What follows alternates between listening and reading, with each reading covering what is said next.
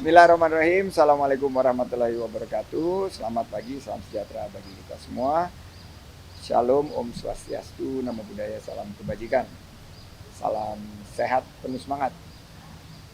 Rekan-rekan media, saya ingin menyampaikan hasil ratas di mana Bapak Presiden memberi arahan untuk mendirikan Indonesia Tourism Fund atau dana kepariwisataan Indonesia, yaitu sebuah dana yang difokuskan untuk mendukung penyelenggaraan event, promosi pariwisata, dan juga nation branding atau peningkatan image Indonesia di mata dunia. Seperti kita ketahui bersama, setelah sukses menjadi host G20 dan presidensi G20, dan juga setelah sukses keketuaan ASEAN, banyak sekali event-event internasional yang memberikan dampak ekonomi bagi pariwisata kita. Mulai dari event olahraga, event musik, seni dan budaya, dan juga event-event yang berkaitan dengan ekonomi kreatif.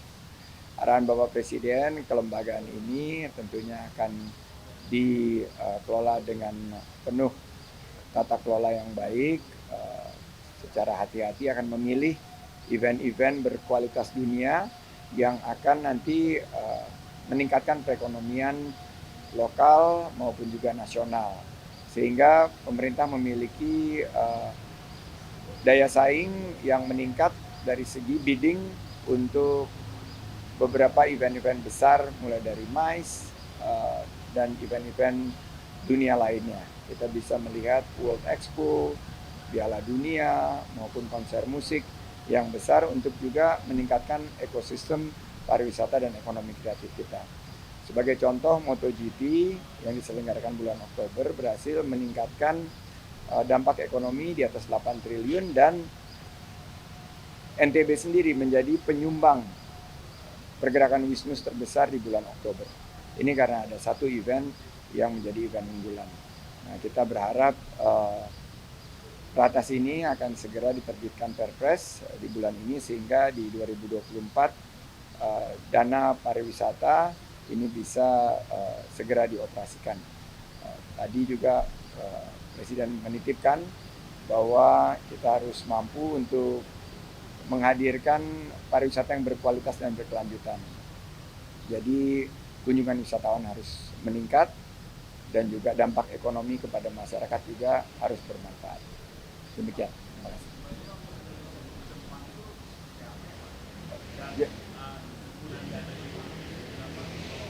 Jadi tadi sudah dibicarakan, kita tidak akan membuat lembaga baru, dan Indonesia Tourism Fund ini akan dikelola oleh LPDP, dan seperti dana kebudayaan, dana ini juga akan tentunya melibatkan semua stakeholders berkaitan dengan kepariwisataan. Juga dibicarakan target untuk tahun pertama sekitar 2 triliun rupiah dana yang dikelola, dan nanti dari hasilnya ini akan mendukung event-event, baik event nasional, event internasional, dan kami akan menyusun calendar of event mana yang nanti akan dikurasi secara penuh kehati-hatian untuk diajukan agar bisa ditetapkan oleh pemerintah menjadi event yang akan didukung oleh Indonesia Tourism Fund. Ya, dari pemerintah, dan kita sudah memutuskan ini nanti Kementerian Keuangan yang akan merealokasikan.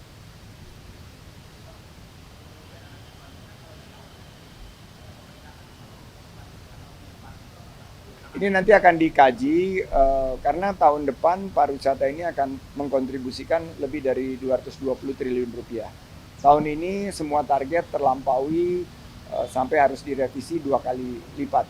Berarti devisa pariwisata dan sumber pemasukan dari sektor pariwisata ini sangat tinggi. Tentunya dari lama tinggalnya wisatawan dan jumlah belanja dari wisatawan mancanegara sekitar $1.500 per wisatawan ini yang berkontribusi terhadap ekonomi kita. Nanti teman-teman di Kementerian Keuangan yang akan merumuskan untuk tahun-tahun ke depan alokasi untuk pengisian Indonesia Tourism Fund ini akan disesuaikan seperti apa. Tidak akan membebani para pelaku usaha, tidak akan membebani para wisatawan, dan kita akan kaji untuk tahun-tahun ke depannya.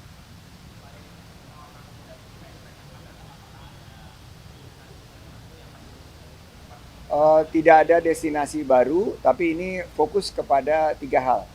Nation branding, promosi pariwisata, dan juga penyelenggaraan event nasional dan internasional.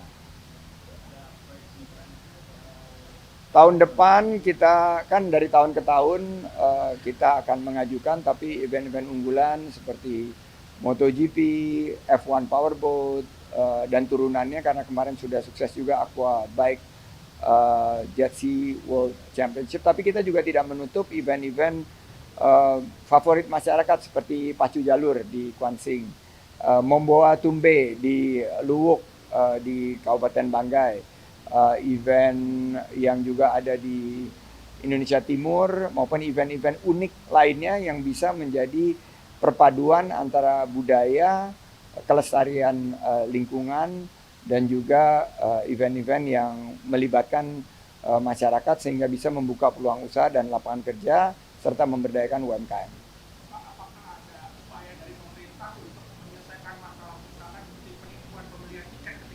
Ya.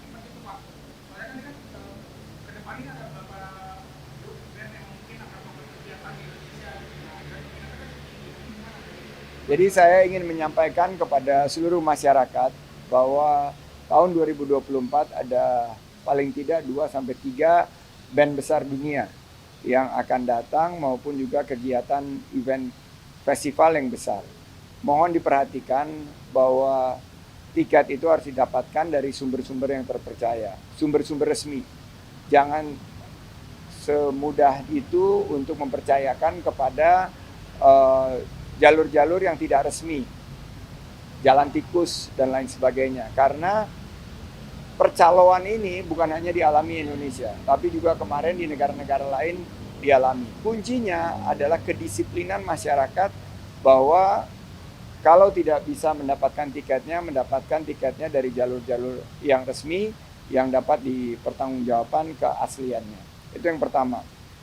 Yang kedua, kami akan terus melakukan sosialisasi bekerja sama secara masif dengan penyedia layanan informasi digital agar masyarakat betul-betul paham tentang jumlah tiket dan mereka bisa menyocokkan jika ditawarkan tiket dari pihak lain keasliannya, sehingga tidak ada yang seperti terjadi sebelumnya baru di hari H mereka menyadari bahwa tiket itu tidak asli dan tiket palsu itu justru menjadikan reputasi Indonesia untuk mengundang banyak kegiatan-kegiatan dunia ini berpotensi terganggu. Oleh karena itu pemerintah akan fokus untuk memastikan sosialisasi dan edukasi serta hukuman yang tegas kepada para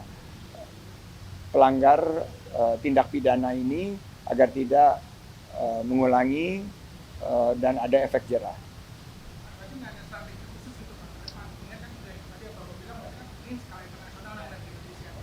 Eventnya, jadi strategi khususnya itu adalah sebelumnya ada pemberitahuan yang masif dan ada help center dan aplikasi yang bisa digunakan untuk mengecek keaslian daripada tiket tersebut.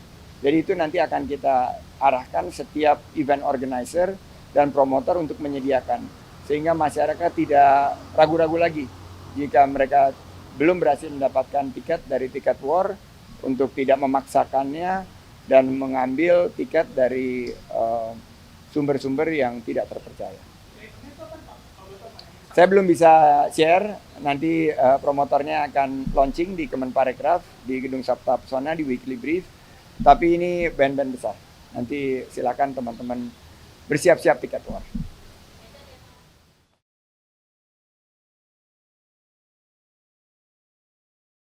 Jelajahi cara baru mendapatkan informasi. Download Metro TV Extend sekarang.